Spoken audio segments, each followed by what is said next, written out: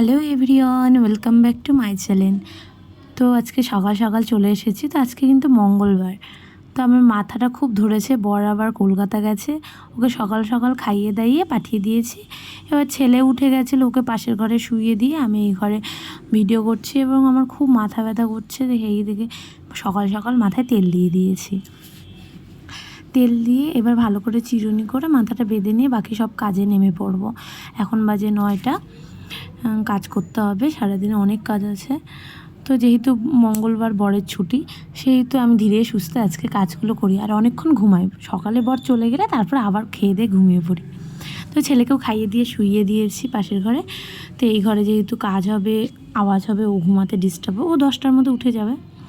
তো আমি বিছানাটা ঝেড়ে পরিষ্কার করে নিই, পরে ছেলে ওই ঘরে উঠলে আমি ওই ঘরটা পরিষ্কার করে দেবো।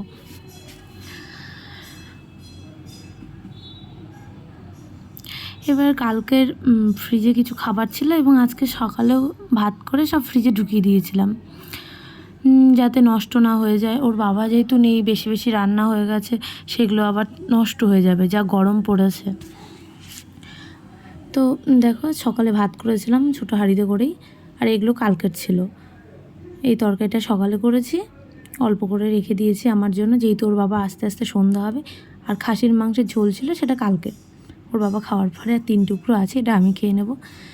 এবার আমি আজকে ভাবছি বর আসার পরে ওকে আলুর দম, লুচি, তারপর পায়েস এগুলো করে দেবো। সেই কারণে আলুর দম করছি।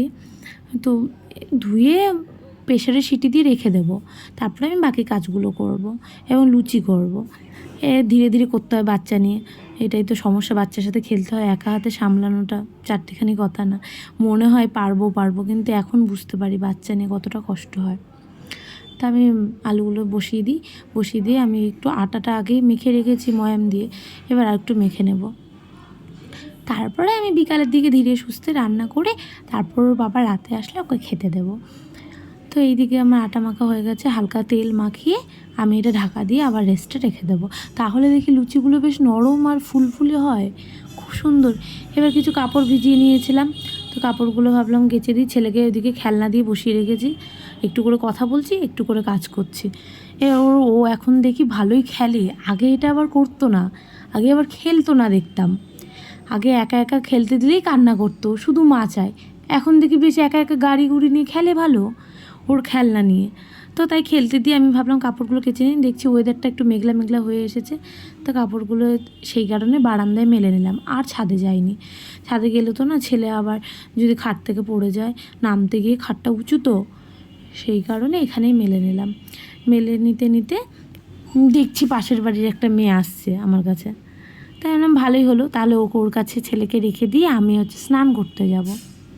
সেই কারণে ও আবার এসে বলছে, কাকিমা তুমি ভিডিও করছো। স্নান করা হয়ে গেছে, এদিকে আমি একটু স্কিন কেয়ার করে নিচ্ছি, একটু সানস্ক্রিন লাগিয়ে নিলাম। সানস্ক্রিনটা লাগিয়ে নিয়ে ব্যাস একটু টিপ পরে একটু সিঁদুর পরলেই মেয়েদের বাস সাজসজ্জা শেষ।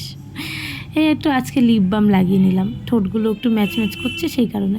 তাই আমি ভাবলাম আজকে রেডি টেডি হয়ে, যেহেতু একটু হালকা হালকা বৃষ্টি পড়ছে আর ওই মেয়েটাও আছে, সেই কারণে ভাবলাম অল্প করে খিচুড়ি বানিয়ে খেয়ে নিই, তাহলে আর দুপুরে কিছু রান্না করবো না। সকালে ওই দিয়েই খেয়ে নিয়েছি, দুপুরে একটু খিচুড়ি খাওয়ার মন করছে। খিচুড়ি হলে আবার আমার ছেলেও খেয়ে নেবে।